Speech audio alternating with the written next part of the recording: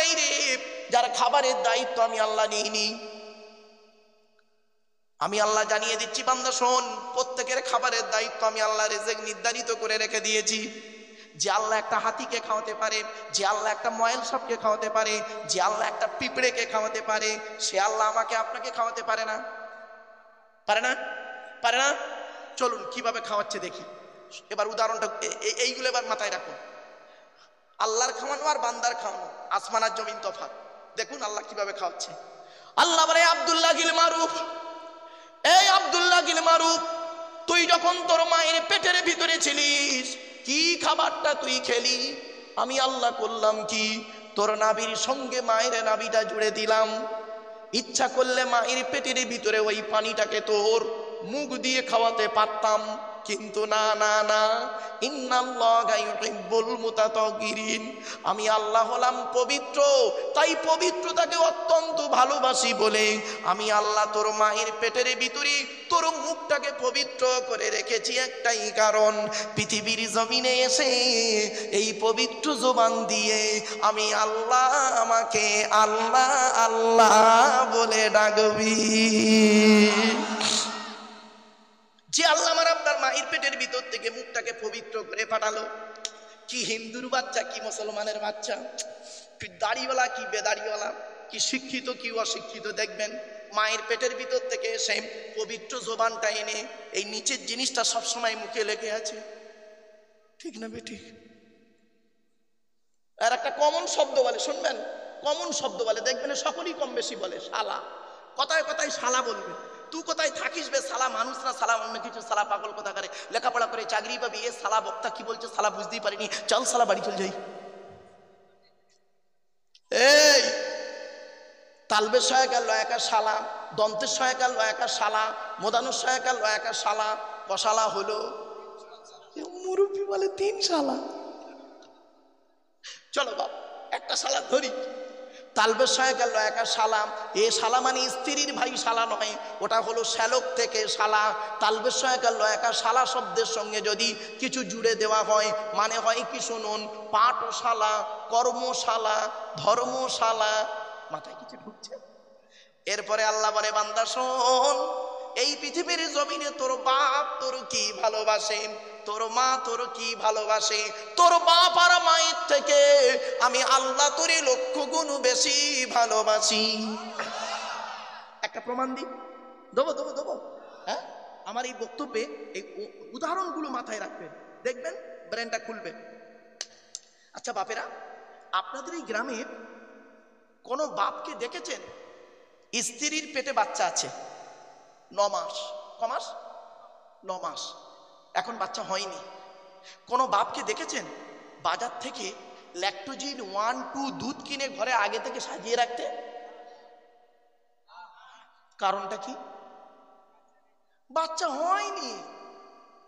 বাচ্চা হবে, মরবে কি বাঁচবে তার ঠিক নেই, মায়ের দুধ ছাড়ুক তারপরে বাজার থেকে এনে খাওয়াবো, তাই তো নাকি? এটা বাপের বিশ্বাস, এটা বাপের বিশ্বাস। আমার আল্লাহর কি বিশ্বাস দেখুন। আল্লাহ বলে আব্দুল্লাহ গিল মারুফ, এই আব্দুল্লাহ গিল মারুফ, তুই যখন তোর মায়ের পেটের ভিতরে ছিলিস তোর বাপের বিশ্বাসটাই ছিল না ছেলে হবে কি মরবে কি বাঁচবে। সেজন্য আমি আল্লাহ তোর বাপ কি করেছে, সেজন্য তোর বাপ তোর জন্য আগে থেকে দুধ কিনে ঘরে সাজিয়ে রাখেনি। আমি আল্লাহ তোর বাপের মতো ওই রকম ভালোবাসি না। তুই যখন তোর মায়ের পেটের ভিতরে ছিলিস আমি আল্লাহ জানতাম রে 10 মাস 10 দিন পরে পৃথিবীর মুখ যখন দেখবি তোর নাভির সঙ্গে মায়ের নাভিটা কেটে দেওয়া হবে, দুধের প্রয়োজন হবে। তাই আমি আল্লাহ করেছি কি, তুই যখন তোর মায়ের পেটের ভিতরে ছিলিস তোর মায়ের শরীরের 80 ফোঁটা রক্তকে ফিল্টার করি আমি আল্লাহ তোর মায়ের স্তনের ফোঁটায় তুই আসার আগেই দুধ পাঠিয়ে দিয়েছি। বন্ধুরে, জীবনে কোনোদিন বাম্মাকে কাঁদাইও না। যাদের বাম্মা মারা গেছে জীবনে কোনোদিন বুড়ো বুড়ি বাম্মাকে কাঁদাইও না। যেদিন বাপ চলে যাবে, মা চলে যাবে, মাটি দিয়ে আসার পরে সেই দিন থেকে অন্তর থেকে আর কাউকে আব্বা মা বলে ডাকতে পারবে না। ঠিক না বেটি? এই জিজ্ঞেস করুন যাদের বাম্মা চলে গেছে, শ্বশুর আব্বা হয় 20 বছর পরে মেয়ে দেওয়ার কারণে আব্বা হয়। ঠিক না বেটি? এই কোরআনে আছে, এই কোরআনে আছে আল্লাহর নবীদের পরিস্থান হলো বাপ আর মায়ের। খবরদার বন্ধুরে, যাদের বাড়িতে বাম্মা বেঁচে আছে জীবনে কোনোদিন বুড়ো বুড়ি বাম্মাকে কাঁদাইও না। বাড়ি থেকে যখন বেরোবে বাপ আর মা যদি বেঁচে থাকে, বাপ আর মায়ের দোয়া নিয়ে বাড়ি থেকে বেরোবে। বাপ আর মায়ের দোয়া যদি তোমার সঙ্গে থাকে, লরির তলার ভিতরে ঢুকে যাবে, গাড়ির তলার ভিতরে ঢুকে যাবে, আমার আল্লাহ করবে কি বাম্মার দোয়ার ওসিলায় গাড়ির তলার ভেতর থেকে জীবিত টেনে বের করে আনবে। বাপেরা, এই হলো বাম্মা। জীবনে বাম্মাকে কাঁদাইও না, কাঁদাইও না বাম্মাকে। এই কোরআনে দলিল দিচ্ছে। এবার গুনুন কোথায় আছে কোরআনে, কোথায় কোথায় বাপ-মার সেবা করতে হবে কোরআনে বলেছে। আমি বলে যাচ্ছি, আপনারা গুনতে শুরু করুন আর আমি বলতে শুরু করি। 1 নম্বর পারার 11 নম্বর পৃষ্ঠা 12 নম্বর লাইন, সূরার নাম সূরা বাকারা, ওয়াবিল ওয়ালিদাইনি ইহসানা, বাম্মার খেদমত করো। 2 নম্বর পারার 12 নম্বর পৃষ্ঠা 13 নম্বর লাইন, সূরার নাম সূরা বাকারা, ইয়াসআলুনাকা মাযা ইউনফিকুন কুল মা আনফাকতুম মিন খায়রিন ফালিল ওয়ালিদাইনি ওয়াল আকরাবিন। আল্লাহ বলছে বাম্মার পিছনে টাকা পয়সা প্রথম ব্যয় কর, আল্লাহ খুশি হয়ে যাবে। এই ছেলেরা, বাম্মার পিছনে প্রথম পয়সা ব্যয় করবে, আল্লাহ খুশি হবে। টাকা পয়সা কার পিছনে ব্যয় করবে প্রথম? আল্লাহ কোরআনে বলেছে বুড়ো বুড়ি বাম্মার পিছনে ব্যয় করা, আল্লাহ খুশি হয়ে যাবে। আর এ করছে কি বেয়াদব? এ বেয়াদব করছে কি জানেন? চাকরি পেয়েছে, চাকরি পেয়ে মাইনে পেয়েছে, বইয়ের নামে ব্যাংকের বই করেছে, আর বউ নমিনি করেছে ওর ভাইকে। ঠিক না বেটি? এই যারা বাম্মার ভাত দিও না, যারা বাম্মার ভাত দাও না, তারা আমার ওয়াজ শুনবে না। বাম্মার ভাত দিস না, বাপকে বাপ বলে ডাকিস না। কত বক্তা আছে বাম্মার ভাত দেয় না। এই জন্য আমি বক্তব্যের শুরুতেই বলেছিলাম না বাবা, কথাগুলো শুনতে হয়তো খারাপ লাগছিল বাবা, না বাস্তব কথা বলছি। চলুন 5 নম্বর পারা 3 নম্বর পৃষ্ঠা 3 নম্বর লাইন, সূরার নাম সূরা নিসা 34 নম্বর আয়াত, ওয়াবুদুল্লাহ ওয়া লা তুশরিকু বিহি শাইয়্যা ওয়া বিল ওয়ালিদাইনি ইহসানা, বাম্মার খেদমত করো। 8 নম্বর পারা 7 নম্বর পৃষ্ঠা 11 নম্বর লাইন, সূরার নাম সূরা নামের 151 নম্বর আয়াত, লা তুশরিকু বিহি শাইয়্যা ওয়া বিল ওয়ালিদাইনি ইহসানা, বাম্মার খেদমত করো। 15 নম্বর পারা 3 নম্বর পৃষ্ঠা 7 নম্বর লাইন, সূরার নাম সূরা বানী ইসরাঈল, ওয়া ক্বাদা রাব্বুকা আল্লা তা'বুদু ইল্লা ইয়্যা ওয়া বিল ওয়ালিদাইনি ইহসানা, বাম্মার খেদমত করো। 20 নম্বর পারা 16 নম্বর পৃষ্ঠা 4 নম্বর লাইন, সূরার নাম সূরা আনকাবুত, ওয়া ওয়াসাইনাল ইনসানা বিওয়ালিদাইহি হুসনা, বাম্মার খেদমত করো। 21 নম্বর পারার 11 নম্বর পৃষ্ঠা 6 নম্বর লাইন, সূরার নাম সূরা লোকমান, ওয়া ওয়াসাইনাল ইনসানা বিওয়ালিদাইহি হামালাতহু উম্মুহু ওয়াহনান আলা ওয়াহনিন, বাম্মার সেবা যত্ন করো। 26 নম্বর পারা 2 নম্বর পৃষ্ঠা 1 নম্বর 11 নম্বর লাইন, সূরার নাম সূরা আকাব, ওয়া ওয়াসাইনাল ইনসানা বিওয়ালিদাইহি ইহসানা হামালাতহু উম্মুহু কুরহা ওয়া ওয়াদাতহু কুরহা। তোরা তোদের বাপ আর মায়ের সেবা যত্ন কর। তোদের বাপ আর মা কি করে, মা কি করেছে? তোদের মা তোদের বড় কষ্ট করে গর্ভে ধারণ করেছে, দুনিয়ার মুখটা বড় কষ্ট করে দেখিয়েছে। সন্তান, তুমি যত বড় আলেম, হাফেজ, মাস্টার, ডাক্তার, ইঞ্জিনিয়ার, প্রফেসর হও না কেন, ইন্নাল জান্নাতা তাহতা আকদামিল উম্মাহাত, আল্লাহর নবী বলেন তোর জান্নাত হলো তোর বাপ আর মায়ের পায়ের তলায়। জোরে বল। এবার বুঝতে পেরেছো? বাপকে কোনোদিন আব্বা জান বলে না, মাকে কোনোদিন আম্মা জান বলে না। মলি সাহেবকে মূর্খ, তারে বলে আব্বা হুজুর, আব্বা জান। কবরে ঢোকো, আদা রসুন বেটে দেবে তোদের, কবরে ঢোক। নিজের বাপের হাতে মোসাফা করেছো, করুনি কোনোদিন 50 টাকা দিয়ে নিয়ে। আর আব্দুল্লাহ ইল মারুফের হাতে মোসাফা করছো 500 টাকা দিয়ে। মনে রেখো, আমার হাতে 500 টাকা দিয়ে মোসাফা করে যা নেকি পাবে কি তা জানি না, হ্যাঁ আল্লাহ ভালো জানে। তবে তোমার জন্মদাতা বাপের হাতে যদি 50 টাকা দিয়ে যদি বলো আব্বা চা খাবে, কলজে ফেটে দোয়া করবে, ওই দোয়া আল্লাহর আরশে আজিমে পৌঁছে যাবে। বাপেরা, কথাগুলো হয়তো শুনতে খারাপ লাগছে, অতি বাস্তব কথা আপনাদেরকে বলছি। আমাদের আলোচনা চলছে কার? এখন আল্লাহ সম্পর্কে আলোচনা চলছে। এখন নবী আর আমাদের এখন অনেক বাকি। এই আল্লাহ সম্পর্কে আলোচনা করতে গিয়ে 2.25 ঘন্টা চলছে। যাক, শুধু আল্লাহ সম্পর্কে। এরপরে আল্লাহ বলে, বান্দা শোন, তুই কেন আমাকে মানবি? আল্লাহ বলে, কেন তুই আল্লাহ বলে মানবি? একবার চিন্তা করে দেখ বান্দা, একবার তুই চিন্তা কর। এই পৃথিবীর জমিনে তোদের একটু বুদ্ধি দিলাম। আল্লাহ বলছে তোদের একটু বুদ্ধি দিলাম, সেই বুদ্ধি নিয়ে অনেক কিছু করে ফেললি সামান্য। আচ্ছা বাপের একটা প্রশ্ন করি, বলুন তো, ঝপঝপ ঝপঝপ বলুন, ঝপঝপ প্রশ্নটা বলুন তো দেখি, মুরগি আগে না ডিম আগে? মুরগি। মুরগি এলো কোত্থেকে? ডিম। ডিম এলো কোত্থেকে? শেষ। আমার আল্লাহ বলে বান্দা, আমার আল্লাহ বলে বান্দা, সামান্য মুরগি আগে না ডিম আগে? এইটুকু বলতে বলতে তোদের মাথার ব্রেন শেষ। এ বলে মুরগি আগে, বলে মুরগি এলো কোত্থেকে, বলে ডিম থেকে, বলে ডিম এলো কোত্থেকে, বলে মুরগির পেট থেকে। আল্লাহ বলে বান্দা শোন, পৃথিবীতে বান্দা অনেক জিনিস তৈরি করে, আর আমি আল্লাহ তৈরি করি। আল্লাহ তৈরি আর বান্দার তৈরির পার্থক্য কি শুনে নিন। বান্দা যখন কোনো জিনিস তৈরি করে, ডাইস থেকে তৈরি করে, নমুনা থেকে তৈরি করে, স্যাম্পেল থেকে তৈরি করে। আর আল্লাহ যখন কোনো জিনিস তৈরি করে, স্যাম্পেল ছাড়া তৈরি করে, নমুনা ছাড়া তৈরি করে, ডাইস ছাড়া তৈরি করে। কোরআন জানিয়ে দিয়েছে ইন্নামা আমরুহু ইযা আরাদা শাইআন আইয়াকুলা লাহু কুন ফায়াকুন। 23 নম্বর পারা 4 নম্বর পৃষ্ঠা, সূরার নাম সূরা ইয়াসিনের মধ্যে আল্লাহ বলে দিয়েছে, বান্দা আমি আল্লাহ যখন কোনো জিনিস সৃষ্টি করার ইচ্ছা করি, খালি বলি কোন হয়ে যা, ফায়া কোন হয়ে যায়। বান্দা কোনটা আগে কোনটা পরে, বান্দা তোদের বলার কোনো ক্ষমতা নাই। আমি আল্লাহই জানি কোনটা আগে কোনটা পরে। কি বুঝলে? এরপরে আল্লাহ বলে বান্দা তোরা চিন্তা কর, তোরা কেন আল্লাহকে আল্লাহ বলে মানবি? এই যুবক ছেলেরা, তোরা আল্লাহকে আল্লাহ বলে কেন মানবি? একবার চিন্তা কর।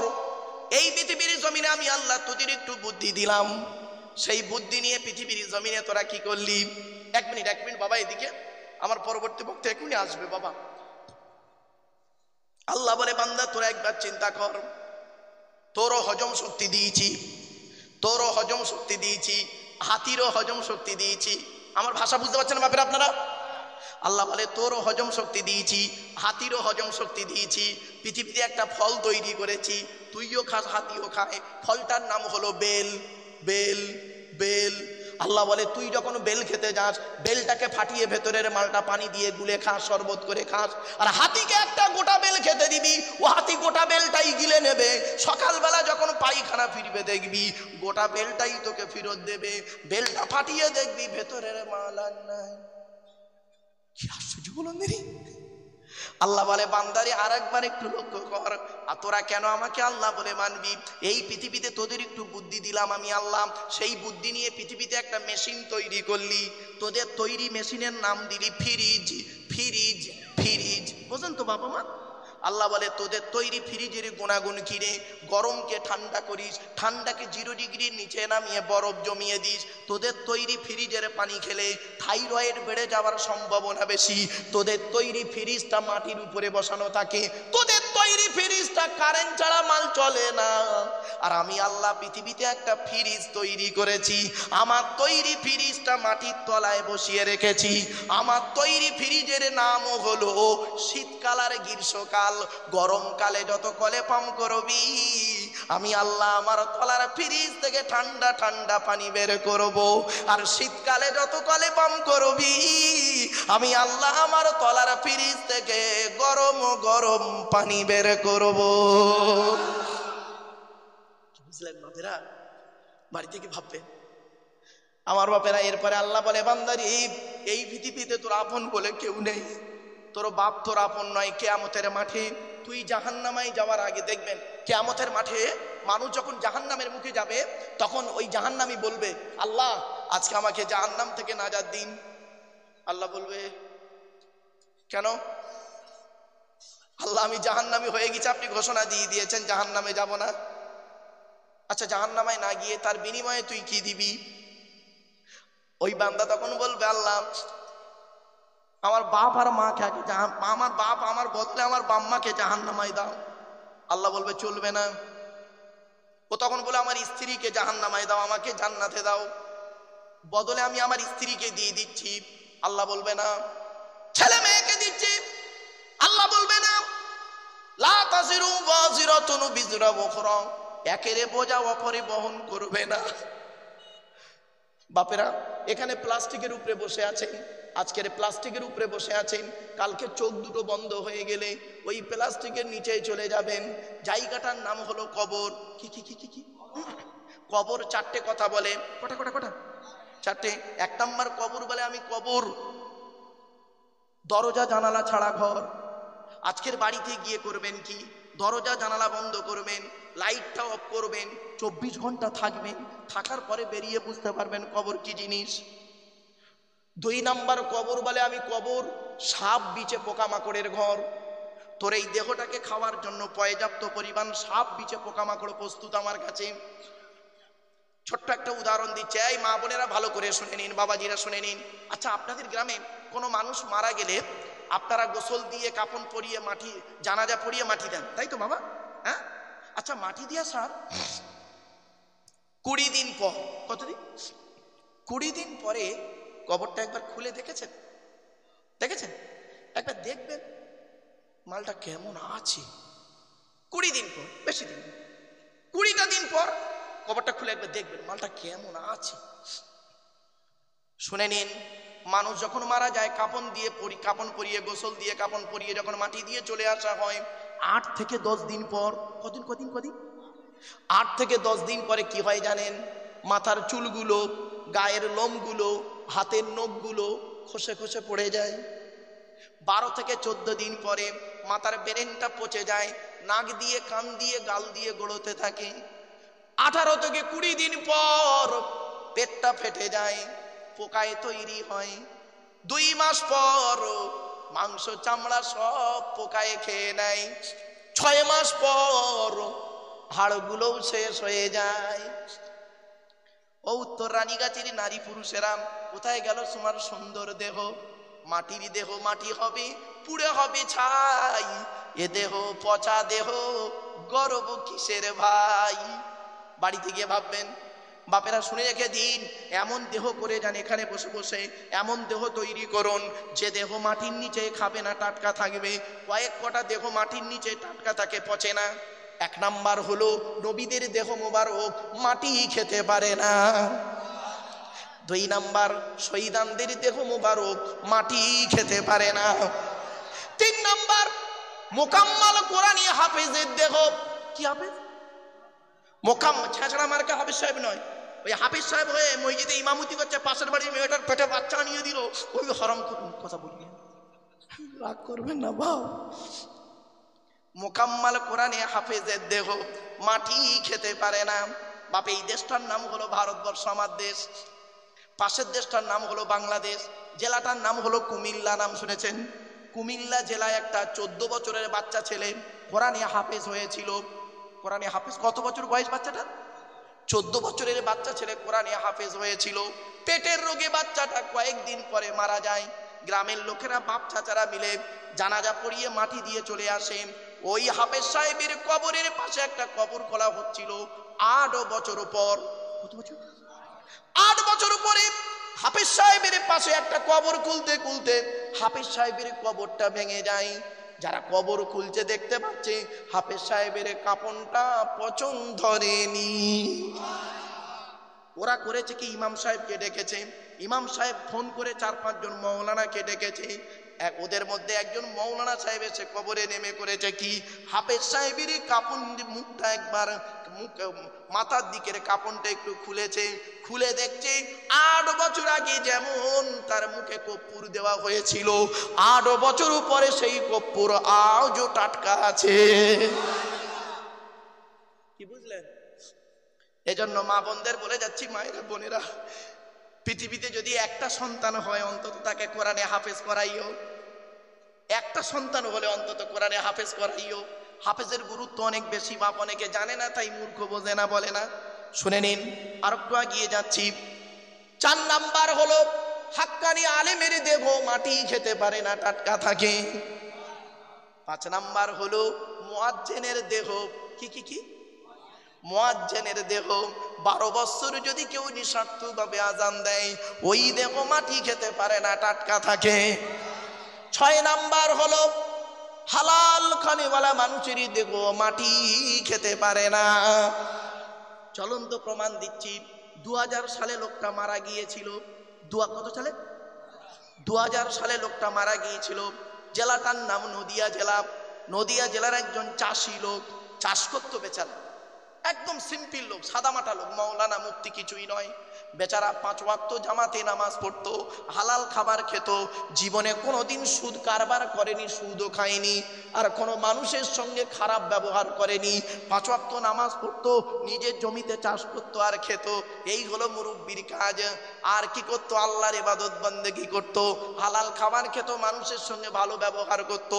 2000 সালে বৃহস্পতিবারে সারা দিন লোকটা করেছে কি, বৃহস্পতিবার সারা দিন লোকেদের সঙ্গে যত দেখা হয়েছে সালাম দিয়ে মোসাফা করে বলেছে, ভাই রে, যদি মরে যাই আমারে তোরা মাফ করে দিস, যদি ভুল করে থাকি ক্ষমা করে দিস। তা লোক মনে করে এমনি বলছে, যেমন আমরা বলি না, কথায় কথায় বলি যে বাবা শরীরটা খারাপ, যদি মরে যাই মাফ করে দিস বাবা, ভুল টুল হলে। বৃহস্পতিবার সারাদিন কেটে গেছে, রাতের বেলায় এশার নামাজ পড়ে 2টো ভাত খেয়ে শুয়েছে। ফজরের নামাজে আর উঠতে পারেনি লোকটা। জুম্মার নামাজের পরে তার মাটি হয়েছিল। 20 বছর পরে ওই লোকটার স্ত্রী মারা গেছে। ওই লোকটার স্ত্রী 20 বছর পরে মারা গেছে। কবরটা সমান হয়ে গেছে। যারা কবর তুলছিল তারা বুঝতে পারেনি, তারা মনে করেছে এইখানে বুড়োর কবর, পাশে বুড়ির কবর দেব। এইভাবে বুঝতে না পেরে করেছে কি, বুড়োর কবরের উপরে বুড়ির কবর খুলছিল। খুলতে খুলতে কবরটা কাপড়টা বের হয়ে পড়ে, দেখছে কাপড়টায় পছন্দ ধরেনি। মুখটা খুলে দেখছে 20 বছর আগে যেমন টাটকা দেহ ছিল, সেই 20 বছর পরে 2020 সালে সেই টাটকা দেহ আজও রয়েছে। এবার বুঝতে পারছেন? আমি বক্তব্যের শুরুতেই 2টো কথা বলেছিলাম, 2 ঠোঁটের মাঝখানে 2 রানের বীজখানে। এই ওয়াজটা এইটুকু যদি ঠিক করতে পারেন তাহলে সব ঠিক, আর এই 2টো যদি ঠিক না থাকে সব বেকার। ঠিক না বেটি? হারাম খাবার খেয়ে মোনাজাতে কাঁদছে, হারাম খাবার খেয়ে হুকুমের কারেন্ট নিয়ে পাখা চালিয়ে তাহাজ্জুদের নামাজ পড়ছে। চুরি করা কারেন্টে পাখা চালিয়ে তাহাজ্জুদ হয়েছে। আল্লাহর নবী বলেছেন, লানাল্লাহু মান সারাকা মানারাল আরদি, ওই সমস্ত লোকেদের প্রতি আল্লাহর গজব যারা জমির আল চুরি করে করে জমি বাড়িয়ে নেয়। কত আলচোর চাচা বসে আছে আল্লাহই ভালো জানে। ও ভাই, বাস্তব কথা বলছি গো বাবা। হারাম খাবার খেয়ে মোনাজাতে কাঁদছে হাউমাউ করে বাপেরা। আচ্ছা, ছোট্ট একটা উদাহরণ দিচ্ছি, রাগ করবেন না কেউ, বাপেরা রাগ করবেন না। আপনাদের এই মসজিদে জুম্মার দিনে আপনাদের গ্রামের একজন 25 বছরের মুসলিম যুবক ছেলে সাদা পায়জামা পাঞ্জাবি পরেছে, সাদা টুপি পরেছে, জুম্মার দিনে মসজিদে নামাজ পড়তে উঠেছে। জুম্মার নামাজ পড়তে উঠেছে প্রচুর পরিমাণ বাংলা মদ খেয়ে। কি খেয়ে? হ্যাঁ, ইংলিশ মাল নয়, বাংলা মাল। বুঝতে পারছেন তো? বাংলা মদ খেয়ে উঠেছে। ইংলিশ মালের কথা বলিনি, অনেকে বলে ইংলিশ মাল খেলে নাকি শরীর বাড়ে। হুইস্কি, কিংফিশার, ম্যাকডোনাল্ড, বেলাট, ওয়াইন, রিডমিল, ব্লক, ব্রাইন, এসব মদের নাম বললাম রে বাপ। যারা খায় তারা বুঝতে পারছে। সেদিন এরকম মদের নাম বলছি, একটা বুড়ো অপর বুড়োকে বলছে, দেখছি হুজুর কিরম কোরআনের আয়াত বলছি, লও ঠেলা। মূর্খ লোক বেচারা বুঝতে পারেনি, তাই চলো বা। তো এবারে আচ্ছা বাবা বলেন কি করবেন তাকে? বলেন বলেন না রে ভাই, বার করে দেবেন। আচ্ছা, ছেলেটা বার হতে না চাইলে আদর্শন বেটে দেবেন, তাই? আচ্ছা, ছেলেটার অপরাধ কি? মদ খেয়েছে, মদ হারাম খাবার, মসজিদ পবিত্র স্থান। সত্যি আপনাদের কথা শুনে, আপনাদের দেখে মনে হচ্ছে আজই জান্নাতের জানলা ভেঙে মগরবের সময় সব পালিয়ে এসেছে।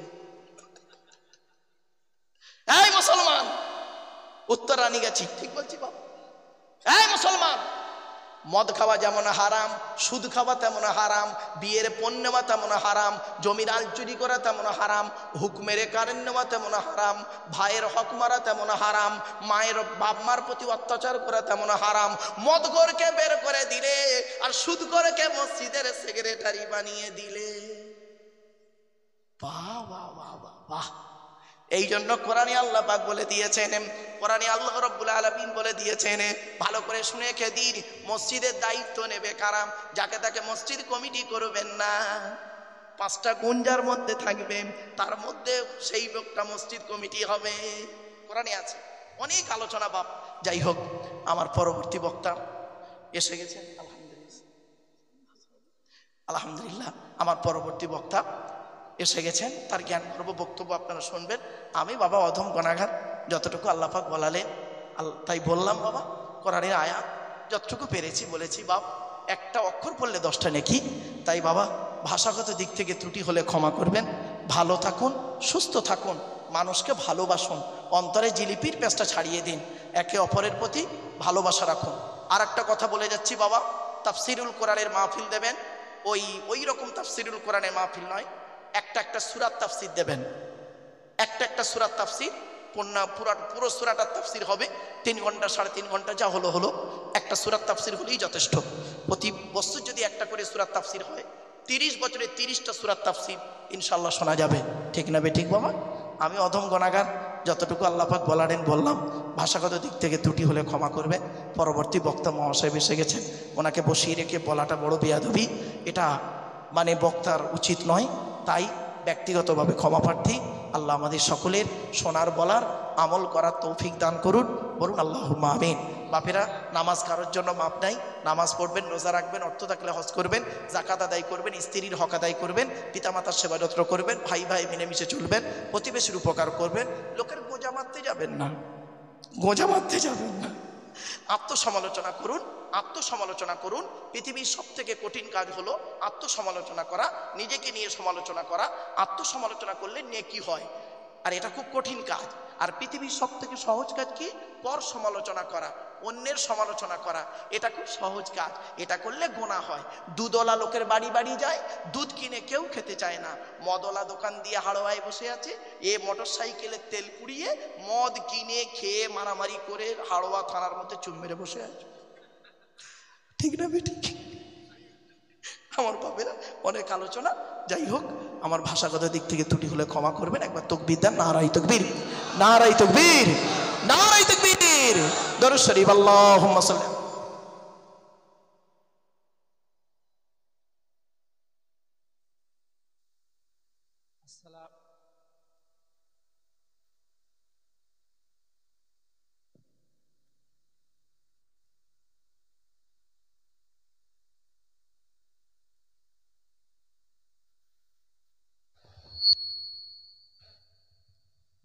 আপনাদের সম্মুখে শেষ বক্তা, অর্থাৎ সুদূর বাংলাদেশ থেকে আগত হযরত মাওলানা মুফতি জামিল হোসেন সাহেব, উনি এখন বিশ্রামে আছেন। সুদূর রাস্তা অতিক্রম করে এসেছেন, উনি বিশ্রামে আছেন। ওনার সাথী একজন, তিনি এসেছেন। এখন উনি আপনাদের সামনে অল্পক্ষণ কথা রাখবেন, রাখার পরে উনি উপস্থিত হবেন স্টেজে। এই জন্য আমরা বেশি ওঠাওঠি না করে